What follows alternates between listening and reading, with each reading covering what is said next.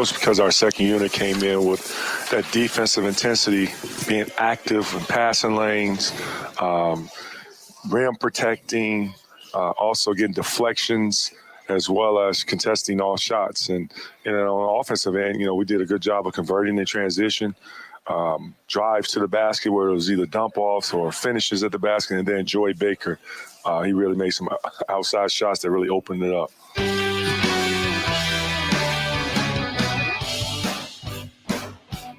Good afternoon, everybody. That was Michigan basketball coach Juwan Howard after the Wolverines win over the Cornhuskers last night at the Chrysler Center in Ann Arbor. Thanks to mgoblue.com for the audio. Hearing the coach's thoughts after the game. Hard to disagree with anything that he had to say there. The second unit, the defense, or the offense, and Michigan able to get that dub, and they needed it. And now it's on to Indiana. Welcome in. We'll be talking about some Michigan hoops today. Good afternoon, Michigan football and basketball. And we do have some football to discuss in terms of a rivalry. I threw a question at you. If you're already watching on YouTube, you'll be able to see that question. If you have not logged on or you're listening elsewhere after the fact, the question I put out there to you was, how much would you care if U of M and MSU didn't play in football every year? Now, you might think, well, why would you ask that question? That seems kind of crazy. You might be right about that. Let me tell you what we're going to be talking about today. The Michigan football and basketball. Basketball, we'll look at last night's game against Nebraska, give you some news and views, and then we'll look ahead to Indiana. We'll just talk about the rest of the regular season and the Big Ten tournament and the possibility of Michigan getting into the NCAA tournament, as we'll go over everything with the Wolverines from A to Z. But we're going to start with Michigan and Michigan State in football. Last week, there was a tweet that came out from somebody that I wasn't familiar with. He had an emoji, and he called himself the headline Big Ten football schedule. And he had all of the Big Ten teams with USC and UCLA. I say he, the person had USC and UCLA coming in. And all of the teams were able to pick three rivals, protected games. Three protected games. I might have to say that rivals. And the interesting part about it, I don't know if this was what this person would have picked or if they actually had some insight. But so you immediately go to Michigan and Michigan State. Now, he didn't spell Michigan right, this guy or person, but it was an interesting three protected games. Ohio State, I think everybody would agree with that. Minnesota, the battle for the little brown jug, and then UCLA, the new addition. Michigan, would they protect UCLA? Would you be okay with that? And the first thought is, wait a second, what about Michigan State? And then, well, what about Michigan State? Michigan State, for their side, their protected rivalries, no Michigan. They picked Nebraska, Penn State, and Purdue. Now, would these be the selections for you? Could these have been the selections for Michigan? Would the Big Ten allow Michigan and Michigan State not to play every year? Would you be okay with that? Now, those are an awful lot of questions. The validity of this person's protected games, if this really is what the teams are thinking, is this what the Big Ten would allow? And then where you're at in. So there's a lot of different pieces to that and elements that you can weigh in on. And there's an immediate thought, and I looked to the Maize and Blue review posting board, the Den. They were talking about this very subject a few days ago, and almost every person on there, now they're all Michigan fans, almost every Michigan fan on the Den was saying, screw M. I'll sum it up. Screw MSU. I don't want to play MSU every year anyways. Things like the rivalry has been too toxic. Forget it. That this thing has gone too far. Let's not play them every year. They don't need Michigan State and this rivalry in football every season. Drop it. And that was the basic thought, the prevailing thought of almost every person that weighed in. There wasn't one person that said, yes, let's keep this, but no way. Let's all, now you have to climb into the mind of a Michigan fan and how they feel about Michigan State to even put Michigan State on a theoretical protected list means that you are noting them, that you are looking at them, that you're thinking about them, and that you're giving them some credit, of being, a rival. And in a lot of people's minds, like, they don't want to go there. They don't want to include Michigan State and everything. In fact, it's such a rivalry that I'll just not let them take up any space in my thoughts, and we won't include them at all. Screw them. Now, some people, I think, are, being honest, and you'd like everybody to be honest. I'm asking you to be honest about if you'd like to see them play every year. And you might just say, I'll take a break. I don't need Michigan and Michigan State every year. It's more trouble than it's worth. I don't know what your thoughts are. That's why I'm asking you. Maybe you feel like a lot of other people that, it's just the way that it is right now. People at each other's throats, just where we're at in 23. Just take a couple of years off. There wouldn't be any harm in that. Now, I'll give you my thoughts, and then I'll take some feedback on it. My first thought is that when it comes to football, you're never too far off in thinking about the money that it generates for each school and for the TV contracts that Michigan and Michigan State enjoy with the Big Ten and the Big Ten Network and elsewhere, and the amount of money that is thrown their way. It's incredible. What is it? $75 million a piece, I think they get before they ever before a ticket is sold. It's an incredible amount of cash. And do you think that there's any way that TV would look to this annual game and say, let's not have Michigan and Michigan State? Michigan, Minnesota would be great. It would bring the same kind of eyeballs, the same kind of excitement.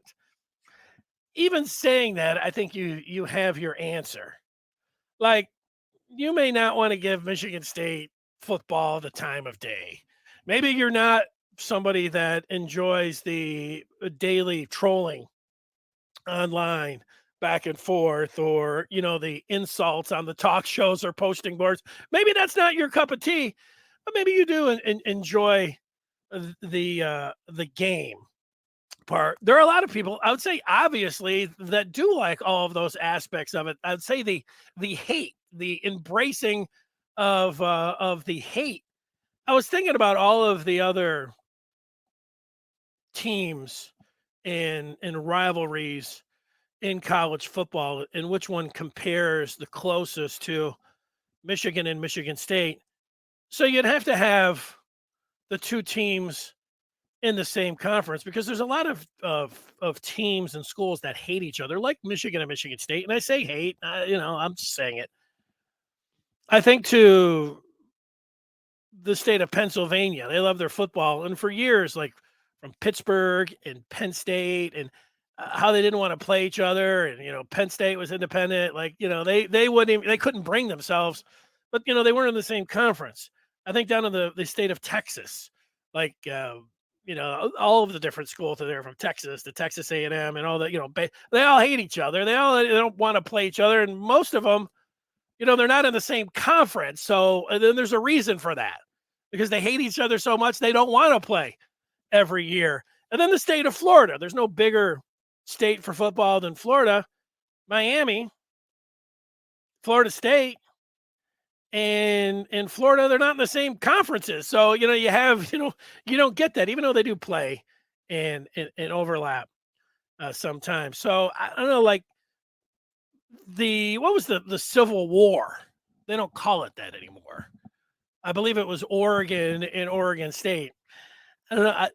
I don't know if I've ever watched the Civil War. It takes place on Rivalry Saturday with Michigan State, and Auburn and Alabama, and then, tucked in at night is I believe, or the Civil War, or the Apple Cup, which is Washington and Washington State, and really nothing against the Great Northwest or the Pac-12. Those never really did it for me. I don't know. Are those as intense of in-state rivals? I did notice on the sheet that with USC and UCLA coming in, that both the Trojans and the Bruins selected one another.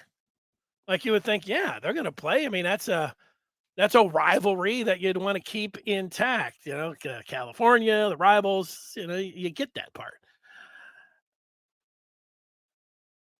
With Michigan and Michigan State, is it like? I think it is a little bit of like the Iron Bowl, Alabama and Auburn, except that Auburn is pretty good once in a while. Like, I don't know, once every 5 years, certainly once every 10 years, like good enough like to contend for a championship. And then Alabama has been the class of college football for, I don't know, for as long as Nick Saban has been there. So for at least 10 years, they've been, and really Michigan nor Michigan State can match them. And then, but they are in the same state, but it's the last Saturday, which makes it a little bit different. So I'm not 100% sure which one is the closest. And if people outside the state of Michigan are like, oh boy, I'm going to watch this one. I'm going to watch this one, Michigan State. Early in the season, there's Iowa and Iowa State, but is that one that you're tuning in saying, oh man, these two schools hate each other? Not really. I don't. So nationally, I don't know how it plays, but I do know this part about the state of Michigan and just how many people are going to watch it. And I do think next year, because of the tunnel situation, that next year's game, I would think that would be the highest rated U of M MSU football game ever. Doesn't even matter what the records are going to be. Michigan's is going to be pretty good. Michigan State's probably not going to be pretty good, but I still think because of that and everything else, oh my gosh, what's everybody going to say? And it'll be this, across the country, people have to look on and say, okay, maybe these guys if they're going to fight in the tunnel, maybe somebody's going to swing a helmet. I don't know, like that. It'll be an attraction. So that is my thought on it. Let's get some of the feedback in and what people are thinking about Michigan and Michigan State, the possibility of them not playing. Would you be in favor of that? How much would you care if U of M and MSU didn't play football every year? I told you the business side, like I don't think that it's going to happen, despite this protected rivalry list. And even if that was the real protected rivalry list, I think the Big Ten would get in and say, you guys have to play each other every year, or the TV demands it, we demand it. And then they'd have to say, oh, okay, then we will do it.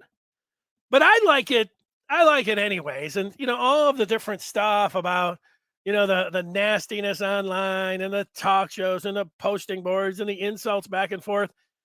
I like football. And I like a Saturday for a Michigan game that carries some interest. I like when there's a lot on the line. And I know we talked about the non-conference schedule last year, and in the years ahead, Michigan is supposed to play Texas and Oklahoma. Those games, you look ahead, I know that the other games, like Michigan playing like Arkansas State or something, that's not doing it for me. I know it's a dub, and some people just care about the dubs. And in fact, they don't want to play a game that they could possibly lose. To me, everything about college football, I look through and say, oh, there's an interesting game. And on the Michigan schedule, one thing that without even knowing what kind of team Michigan or Michigan State, or record that they're going to bring in, that there's going to be a lot on the line. That your friends or whoever you work with and everywhere, that if you lose for a year, you just have to deal with so much, garbage that, and that part really sucks. But when you win, it's nice. And there's so that part all stacked up on the line in the anticipation like that, For me, it's great. And having, you go to those games and the atmosphere is off the charts.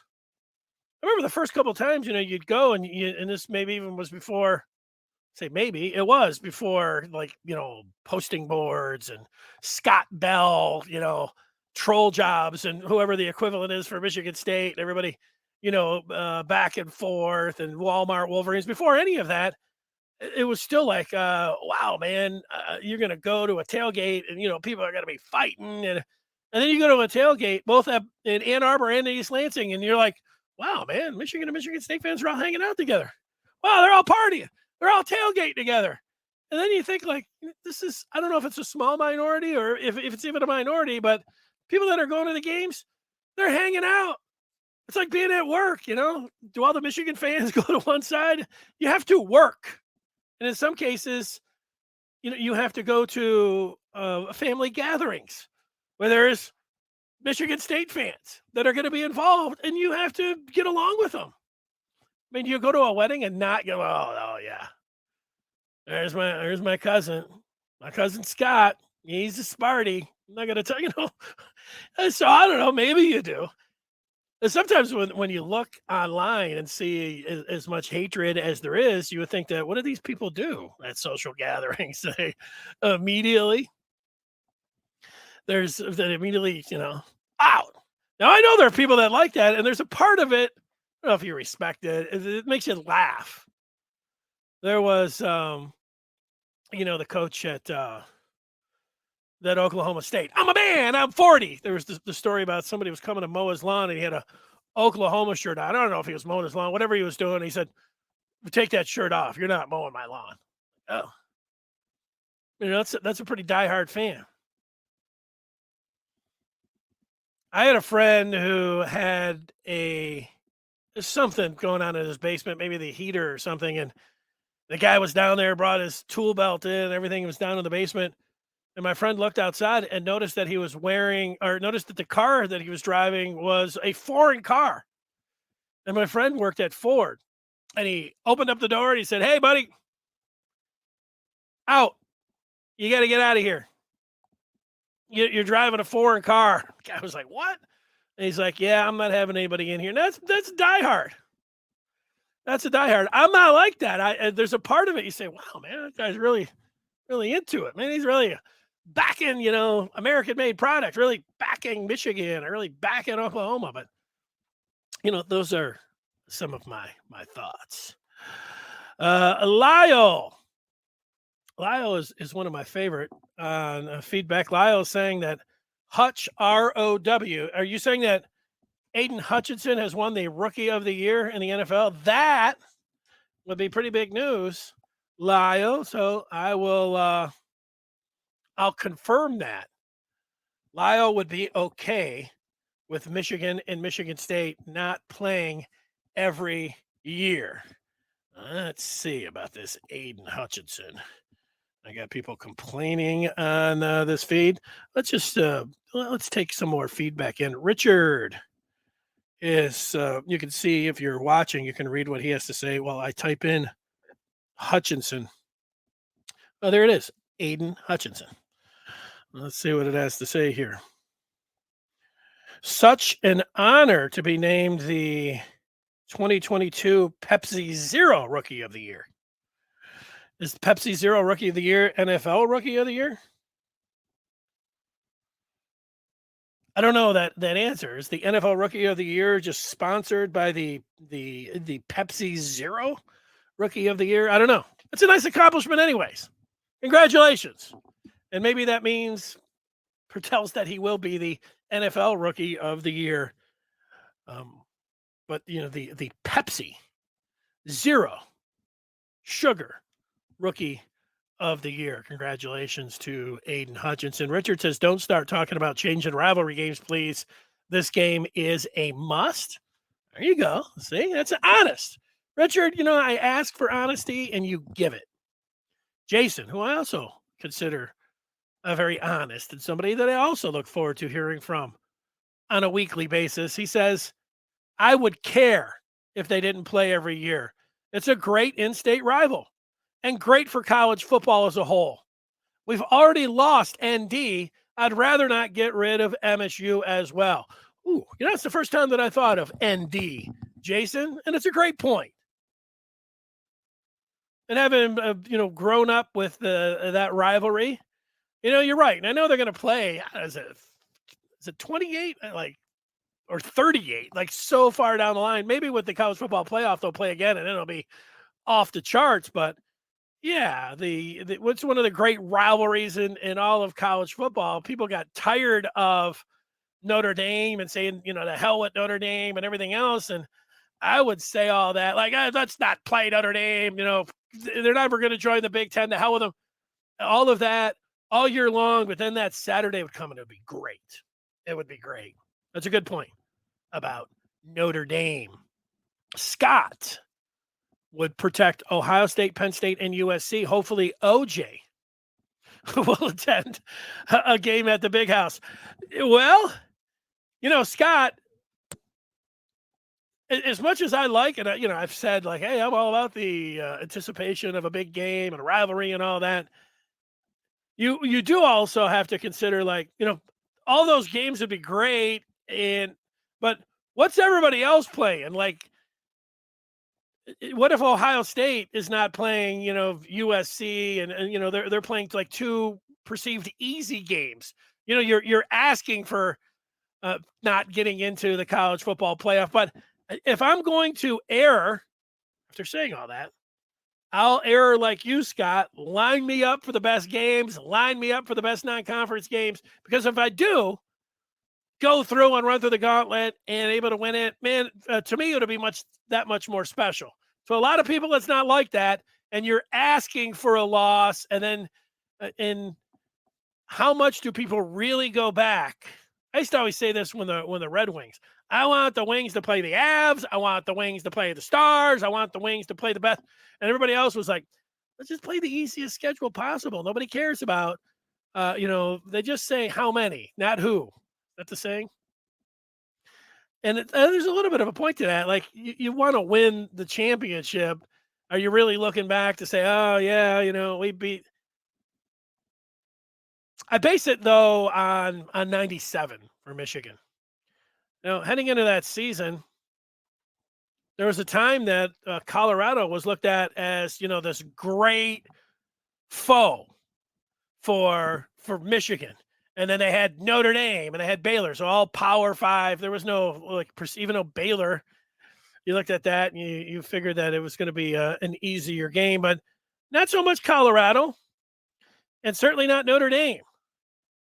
It wasn't Colorado State, Hawaii, and UConn, or East Carolina, UNLV, and BG. How much do people care?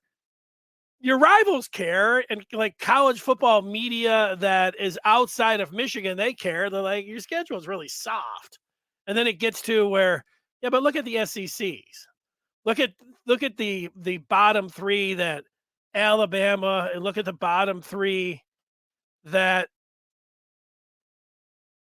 Georgia plays. Like, the three teams that Georgia played were, equally as bad as Michigan. It's just that the Big Ten has to play an extra. They played 9 conference games, where then Georgia went out and scheduled Oregon, and everybody, it's like they forget that. They're like, yeah, but Georgia scheduled Oregon. It's like, yeah, but their other 3 games were all a bunch of easy ones, just like Michigan. That's an aside. But it's again scheduling talk. Jason, it's a trophy game. That is important to those kids for sure. Oh, you mean this trophy? The Paul Bunyan Trophy? Remember, it was Jim Scarcelli who joined us yesterday. I don't know if there was talk of this or this was just his thought. Scar said, maybe they shouldn't bring out the trophy after the game. Maybe they, just have it afterwards. Because it's like a matchstick. I don't know if it was a matchstick this year, or the tunnel was a matchstick, or you just had rogue players that were looking for a fight. Whatever you thought about, how it was going to happen. I never noticed this axe that's between Paul Bunyan's legs before. Is that always there? That looks actually dangerous. It's probably not a real axe. I don't think it's a real axe. And maybe it's just a prop. But I would be again. I like, it's great for pictures. Look at this. Like if Michigan didn't get the Paul Bunyan trophy and have the maize pants on and then later, put the winged helmet on, it's just great. It's great for the fans. It's great for photos. I would be against that. You have to. Like, this gets back to the tunnel stuff. Like, it's football. I mean, like all of this, like it's too toxic. Everybody hates each other. You need to be able to, even though it's sports, the players need to be able to display some sportsmanship. And that involves being able to leave the field of play, and not have what happened last year. That's going to be on the players and the coaching staffs. And, the fans, it's you can't tell hey, why don't you show some class? I mean, who am I talking to or about? But you should be able to bring a trophy out and celebrate with your teammates. And you should be able to get safely to your locker room. I know these things sound like it's just gone too far. You have to make an effort to be able to do that. As bad as it hurts, you must be able to take the trophy out, play the games, and then move on with your life. Even if you don't feel great the next day. Or if you go back, like I can, to Halloween night of the pandemic season 2020 when Michigan lost to Michigan State, when everybody thought, myself included, that they were going to beat. I mean, they were a 30-point favorite, close to that, and then lost that game. That made for a tough Halloween night. But, you got to wake up the next day and you got to deal with life. It's like people don't want to deal with it. It's a great thing. We do this for entertainment, for sports. When I see people like, oh yeah, this thing's gone too far. I'm like, what are we talking about? I'm like, we can't play a football game because everybody hates each other too much. Ryan says no. Why would we play UCLA every year? We don't care about them at all in Minnesota. It's fine being every once in a while. That game doesn't matter either. Yeah, well, people will say, yeah, it's a trophy game. Little Brown Jug. Yeah, they don't play Minnesota every year anyways. I'm with you. I mean, if you're asking me specifically, would you rather see Michigan State? If I'm looking forward to right now, because Michigan is at Minnesota next year. Am I looking forward to Michigan State or Michigan, Minnesota? Michigan State. That's going to bring the intensity. Now, you can make an argument UCLA like, oh, recruiting, California, the Rose Bowl, a great trip. That's not the question about having a great trip and going to the Rose Bowl. Would I rather see, what's more exciting, Michigan State or Michigan UCLA? You're correct, Ryan. Excellent point. I think everybody so far has made great points. Scott says Scar wants the Wisconsin game protected. Lyle talking about there's that recruiting angle. You need that game for recruiting.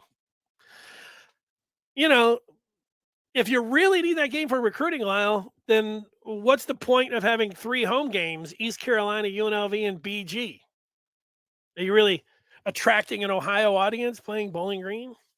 Are you really getting that greater Vegas area? I want to. No, those are dubs, and you're just collecting money on that. If recruiting was such a big deal out there, schedule a game out in California. Schedule US. No, we don't want to do that. I hear that part, and I think there is some truth to that. But when you look ahead, now that you're going to have a 12-team playoff, you're going to run into teams where, maybe you'll have a home game, which will be great, and you'll be bringing USC in to play in the big house. That would be awesome. You're bringing Oregon in to play in the big house, maybe Alabama, all of Texas is going to be great. You're going to get some of that, hopefully more often than not. But you'll also have Michigan, having to travel for that playoff game. They may have to go down to Florida State and play. That'll all, if you're taking care of business, if you're TCB in it, you'll get those games. Ryan says we don't need to recruit California. A new person on the feedback says, and it's Bloom, who says MSU at least cares about football. That's not going to be the case with UCLA long term. Yeah, well, UCLA, they've got the greatest setting in college football. They got the weather of the boot, which is part of the setting there for the Rose Bowl, and yet they got a 25% capacity. So I hear what you're saying about that. People in California, they don't care about sports. They've got the great weather. They've got the beach, and they've got the mountains, and they've got Hollywood, and I don't know. I was going to say bikinis. That's part of it. I went out there. I had the feeling. My first trip out to the Rose Bowl, I went there, and I was just like, wow, this is awesome. The night before, I went to the beach. In the middle of the night, the moon was out. I'm like, this is pretty nice. The next day, I went to the beach on my way down to San Diego. And I would look over to the left, and I would see the mountains. And I would look over to the right, and I would see the beach. And then I was down on the beach and had my toes in the sand. And I didn't even care that Michigan lost the Rose Bowl to USC that year. I was like, who cares about a football game? Let's go for another round. No.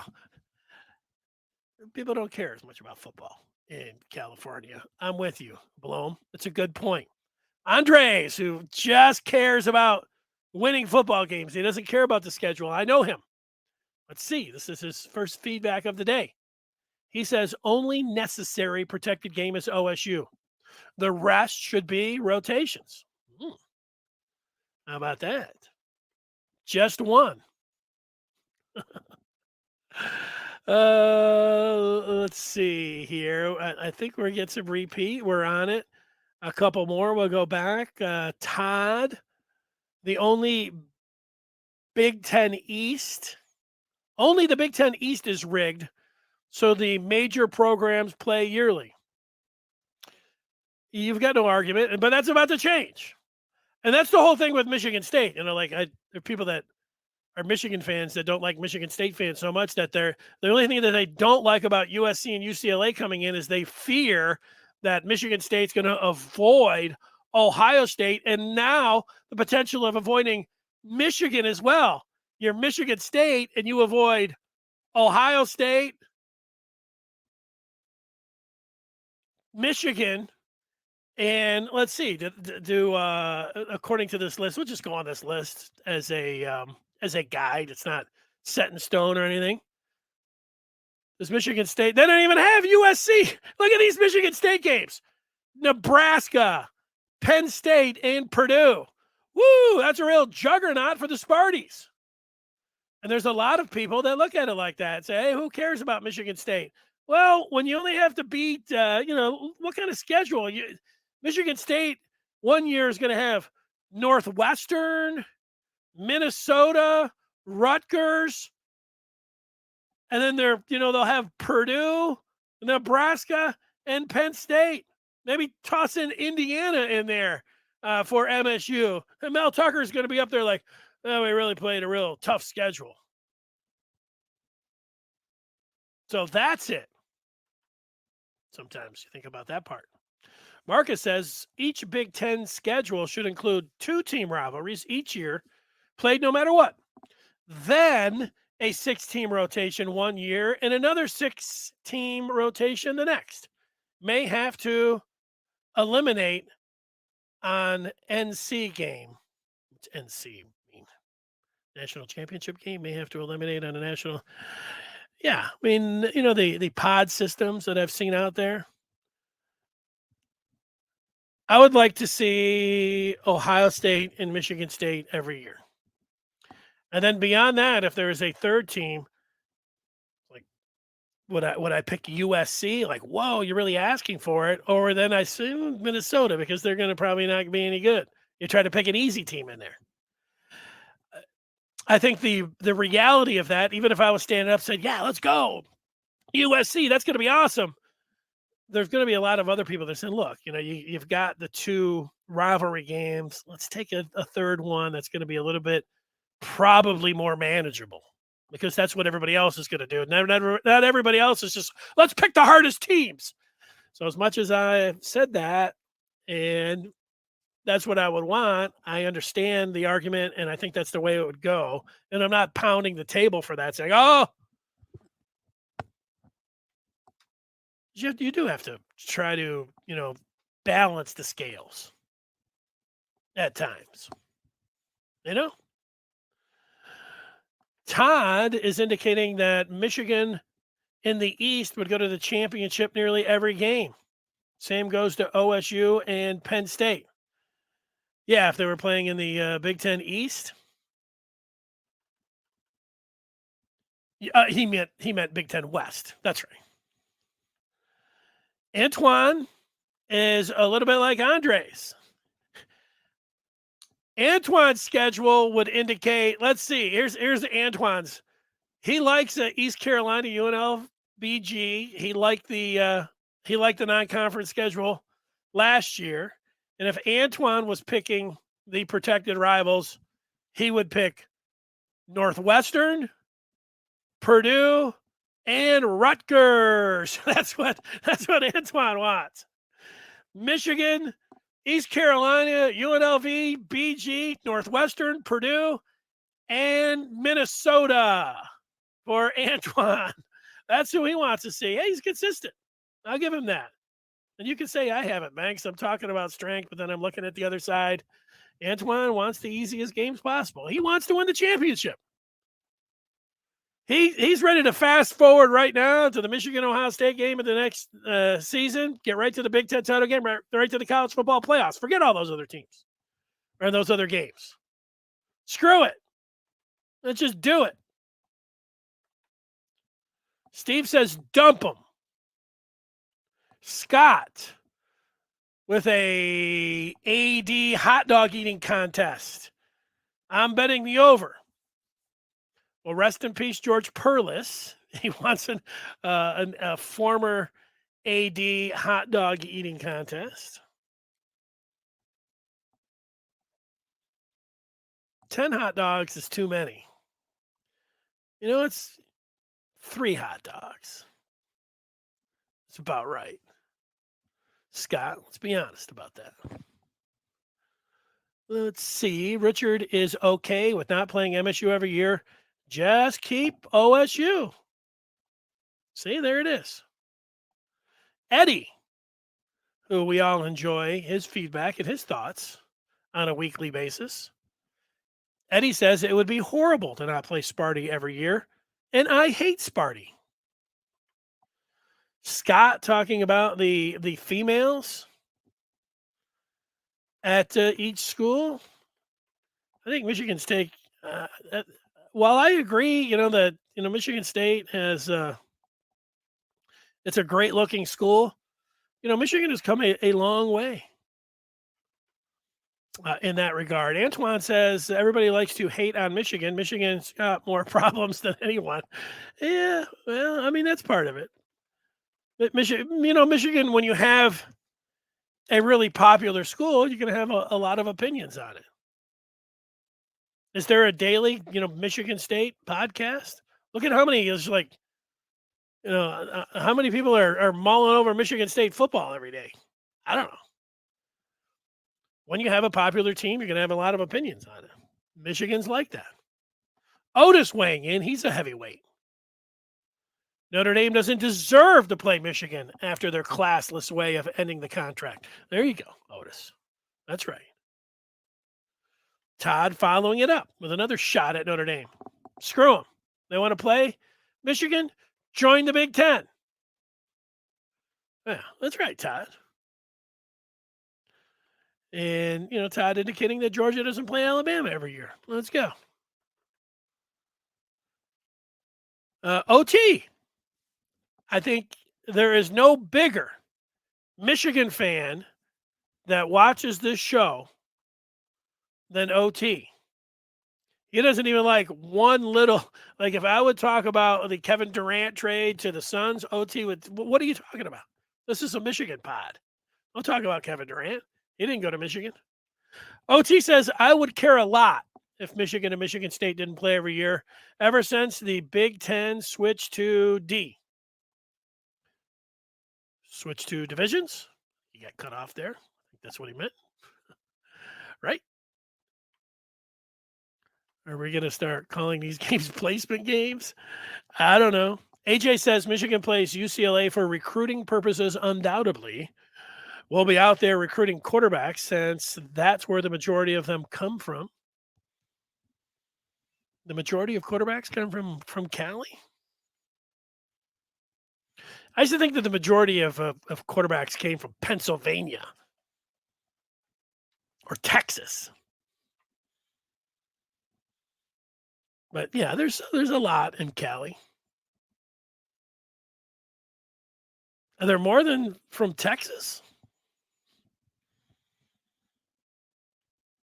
Or Pennsylvania?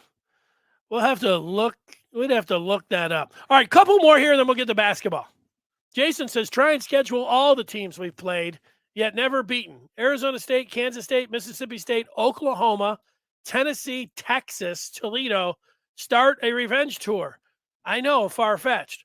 Well, hey, Jason, maybe that's what Ward is doing, because over the next couple of years, Texas and Oklahoma are on the schedule. And Toledo's doing a nice job in the MAC, but I wouldn't mind seeing a Rockets game. I don't care too much about K-State or Arizona State or Mississippi. But I like the – and Tennessee. I would like that one too. That's for sure. All right. It looks like, which happens sometimes, that we could talk about this all day long. Lyle making a good point about Kevin Durant and the Phoenix Suns. That Ishbia bought the Suns, so I'll be rooting against them. So that's where you get a little rivalry running deep. So do you root against the Pistons though? Because the Pistons owner is a Michigan State guy. See, that's a tough one. I get, Dan Gilbert owning the Cavs. I mean, that's a double whammy. He's a Sparty and he owns an Ohio team. Hate the Cavs, for sure. They're from Cleveland. You'd hate them if they were just from Cleveland. You'd hate them, for the MSU angle. Ishbia. It's so far out there in the desert that you think, is there really anything to hate Matt Ishbia about? But that's hardcore. I'll give you that. You're rooting against the Suns because Matt Ishbia. Why do you think Lincoln Riley went out to California? I think he went out there because it's California and it's money. A lot of and it's California's great. Nice place to visit. Nice place to go. When I was out there, I'm like, wow, man, this is the dreamland. And everybody out there, it's great if you have money. A lot of people would say that because I'd be like, I can't believe how great it is out here in California. And then they would all say, yeah, if you got money. Lincoln Riley got a lot of money. USC, a lot of money. Southern California. It's not the quarterbacks, AJ. It is not the quarterbacks because Lincoln Riley can bring a quarterback in from, I don't know, Mississippi. Nothing against Mississippi, but it's not Cali.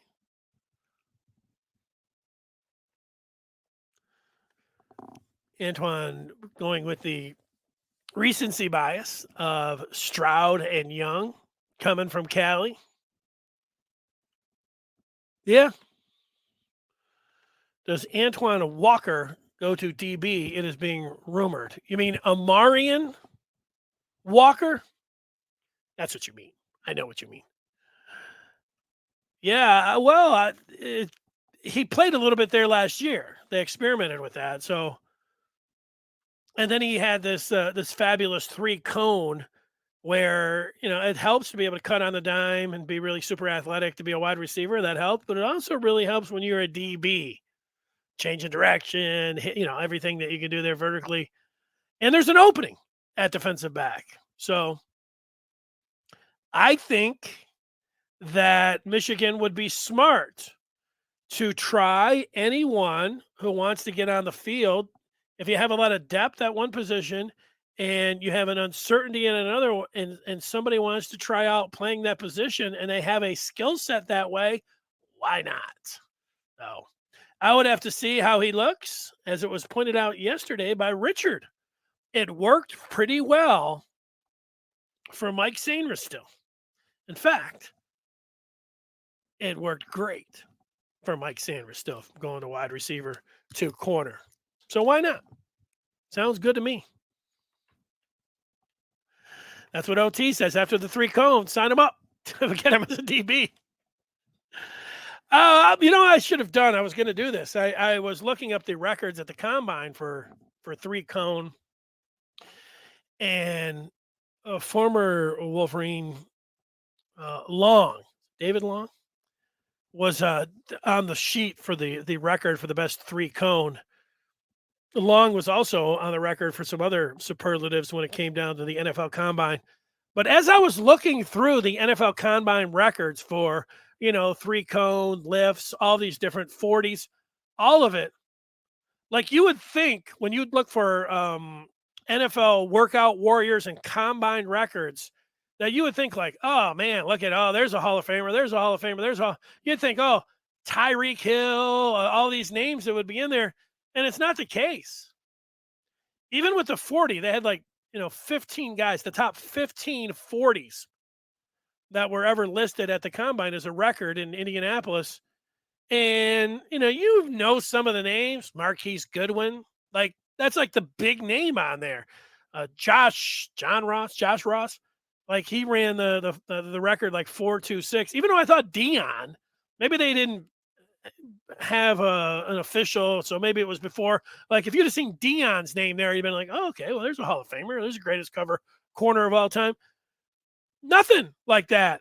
It's a bunch of names that you've barely ever heard of. Champ Bailey was on there, 1 out of 14. So you're like, wow. So testing out's great, but it didn't have quite the name recognition that I thought. In almost every discipline that I went through and looked, I'm like, where are all the big names for all these combine dudes? And I know that, you can have a great combine and it can really help you out and move you up.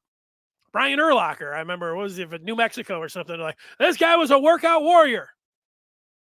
Malai was for the Eagles. There's been a lot of them. Oh man, are you crazy? This the guy's, look at his 3-cone.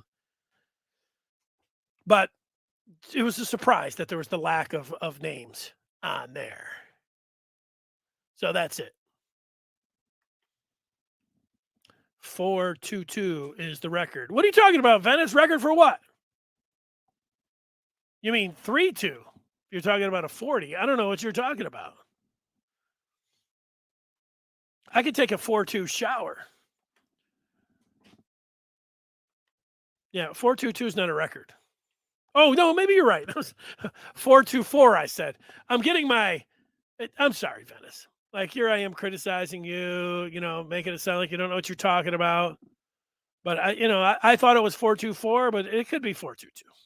Ross is the one that has it. I do know that. And I just don't know when they started, and they have your hand timed, and then you got your laser time, and now they're talking about a GPS time, which I think is better than the laser.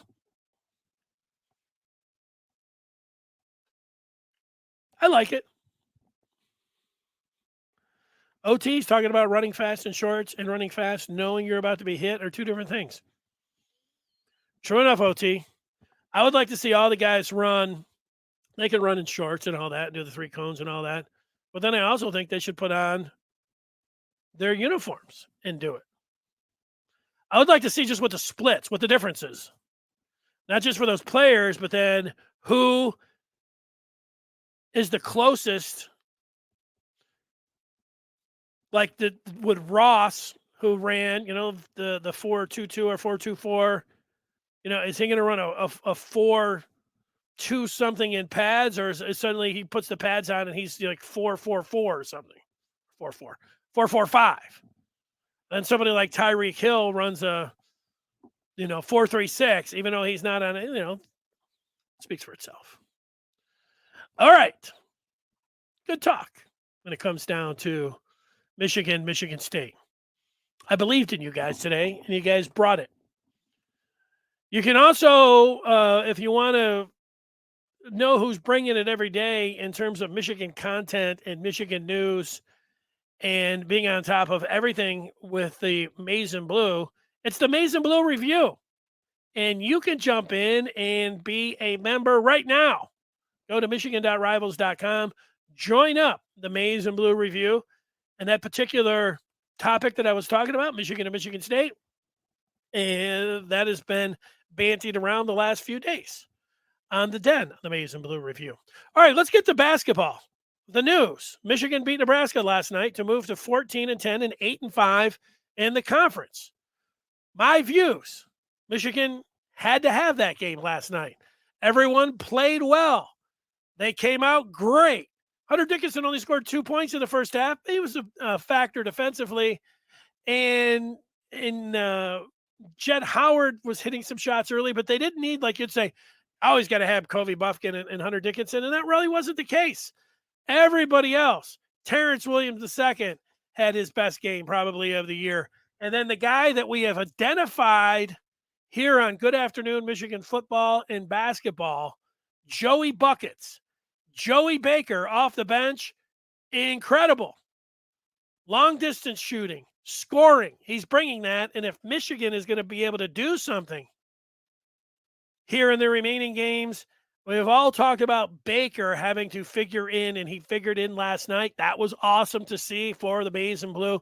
Some little lapses and some turnovers, some compete level that if you're really saying, you'd like to see him clean that up, I would agree with you. I mean, it wasn't a perfect game. There were some runs there, a 17-5 run by Nebraska towards the end of the half.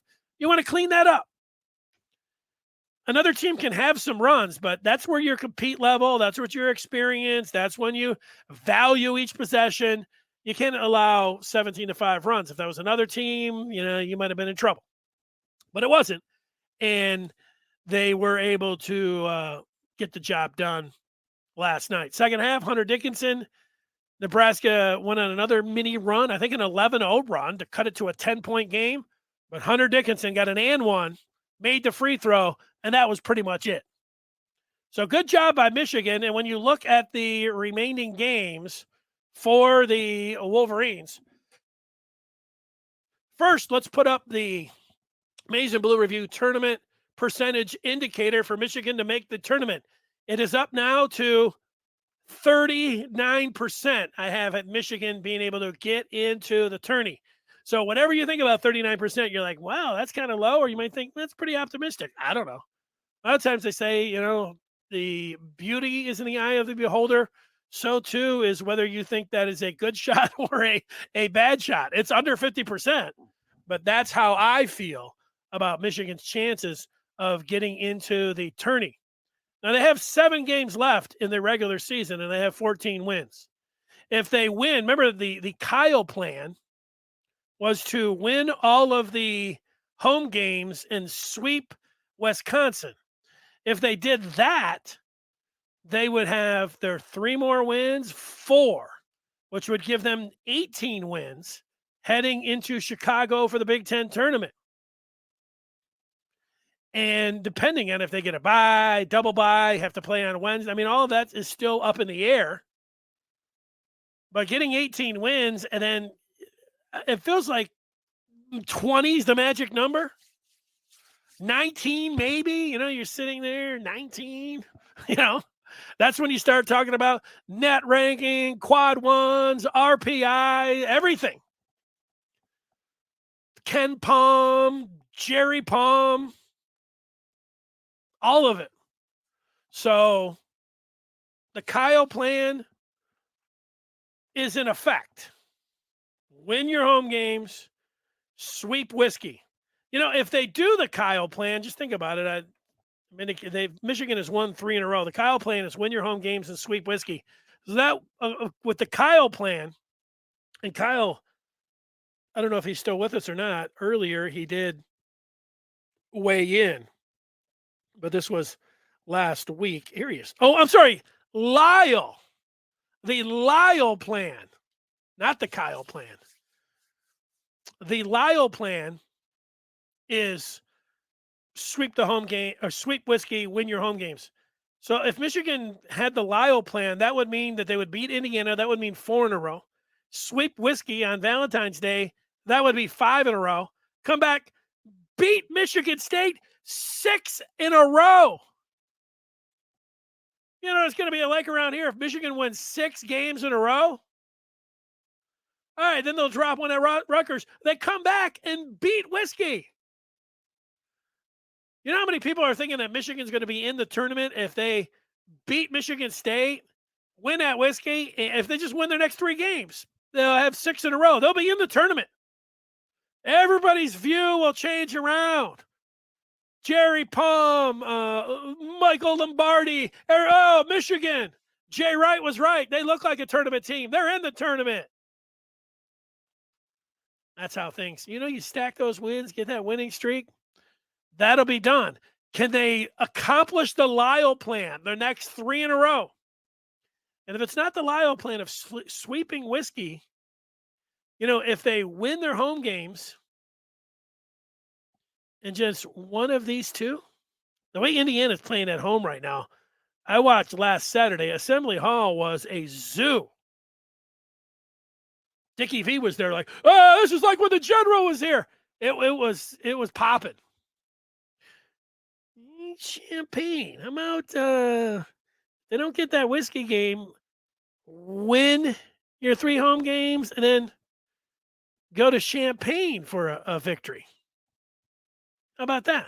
A lot of ways that it can get done. The Lyle plan is just one. I like the Lyle plan, though. Let's see about some feedback basketball-wise. Steve did not like, this is my percentage index indicator, 39%. He has it at 40%, so we're not so far off, Steve. AJ, I watched that game. They ran plays. It's amazing how easy the game is if you run plays and play unselfishly and stop jacking up threes like you're at the Y. Well, Michigan jacked up a lot of threes last night, AJ, but they made them. Jacking them and making them is okay.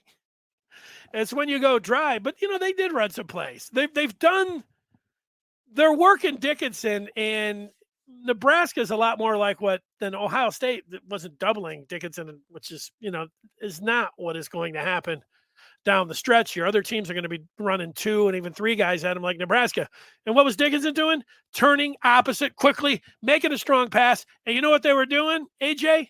They were sticking their J's from downtown. I know Juwan would talk about playing defense, and that's going to, make them better on offense. And, Michigan scored a season-high 93 points last night. Every coach says that. That's coaches. We play defense, that'll make our offense. In almost any sport, actually. I don't know. They all talk like that. All of them. It would also be true, and it would sound very cliche. Like if I was the coach and they said in there and they said, hey, what did you think the key to the game? Brian Bush, what did you think the key to the game was, coach? Was it the great defensive effort? I'd say, no, we stuck those J's and we were jacking them up. We were jacking and knocking them down. Bush, that was the name of the game. Jack and score. Maybe, that's not the way I would say it. Shoot and score. Knock down those J's. Just like you're at the Y. Fire. Splash. Antoine talking about timeouts. Now, if you can just get Juwan Howard to call a timeout when Michigan gets out of order, that would be even better. Antoine did not like the use of timeouts last night. Let's say this. I don't know. I've never asked this question. I'm going to ask everyone right here. If there are people that are in Southeast Michigan, and let's say Michigan gets into the Big Ten tournament, can we watch a game together? Can I take the show on the road? I don't know where Antoine's from. Maybe I could take it at a restaurant near Antoine for the Big Ten tournament. Maybe he won't be on the road. Maybe it'll be in and around Ann Arbor, whatever. And we could watch the Big Ten tournament together. Who's in? Who lives in Southeast Michigan and would go out and watch some basketball? Some Michigan basketball. Antoine and I might be arguing. Antoine would be like, we need a timeout. No. They need to shoot. That's my idea of fun. Watching basketball out at a restaurant or something. I disagree with this feedback. Michigan isn't beating Indiana. I think that they are going to beat Indiana, Jason. So you and I are going to disagree on that. I guess we'll just have to find out. And Jason again. Who's your Jason? Who's your daddy? 7 Mile. Let's go, Antoine. What's down there on 7 Mile? There any spots to watch the game? Maybe we'll have to head a little bit west. 7 Mile. There is a is it a B Dubs? I think there's one out now. It's like 7 Mile in Livonia. I think there might be a B Dubs. That might be the spot. It's about equal distance for you and I. Now I'd have to talk to B Dubs and see if I could set up my computer, or maybe I could do the show and then go out. We'll see. We'll work it. Making it high. Dave, that's why I stopped talking about this. Because I felt like what you were saying. OT, Jets about to do a mellow on college ball. And for those that don't know, you call it when you Carmelo the tournament, Carmelo Anthony took over for Syracuse, and Syracuse won it all with a Carmeloization of the NCAA tournament. Could Jet do it? Jet Carmeloization, Carmeloize, Jettisize. Would have got some work to do. Carmeloize, that's what it was called, right? But mellow. Could happen. Let's do it. Get into the tournament first. Get into that tournament first. That's what's going to have to happen. The one thing that you talk about Michigan and Michigan State, big games and everything else, easy game, cupcake games. Michigan, Indiana on Saturday night. You get rid of the hangover from football. I know we got the Super Bowl on Sunday, Super Bowl weekend, but you turn your attention to basketball, and all eyes now, on basketball. A lot of times it's 6 games to go. There's 7 games to go in the regular season. Michigan right on the cuffs there. They've got the big game against IU. I've been to the Chrysler Center for Michigan, Indiana games. The crowd will be the best atmosphere all year long. A Saturday night in Ann Arbor, a must-win for Michigan. The Hoosiers and Mike Woodson coming in. Oh yeah, this is it. This is what you're hoping for. You pour all of your emotion and attention into this game on Saturday night. It's going to be great anticipation. just like a Michigan State football game. Lyle will be watching some hockey. Well, that's what TV is all about. You can flip hockey, basketball, sieve, goalie, basketball, puck. Whatever. Kind of like for me, burgers, pizza, hot dogs, hamburgers. Sometimes it's you got to make tough choices, Lyle. But Michigan State hockey series. That could be one where I don't know what time face-off is, but tip-off is at 6:00. Watch the basketball and then turn over to hockey. You might be able to get both of those in. Could happen. Michigan blows out Indiana early enough at the 6:00 start. Maybe if it's a 7:30, 8:00 start for hockey, you could take the last two periods in. It's all nice. It can be done. Let's do it. We'll set that Saturday night up tomorrow. All right. We'll be talking some football tomorrow and basketball. I promise you about both of those. Thanks so much for joining us. Ooh. 6:00 tip, 8:00 puck drop. That almost let's not lie. Michigan beats Indiana. They're like, so long. Big victory for the Wolverines. You hit click. Welcome into the Yost Ice Arena, Michigan and Michigan State. We're underway. I mean, the timing is going to be perfect. That's a Saturday. There you go, Lyle. Thanks for watching. Thanks for listening. We'll be with you tomorrow at 1:00. Till then, so long, everybody. Thanks for joining us.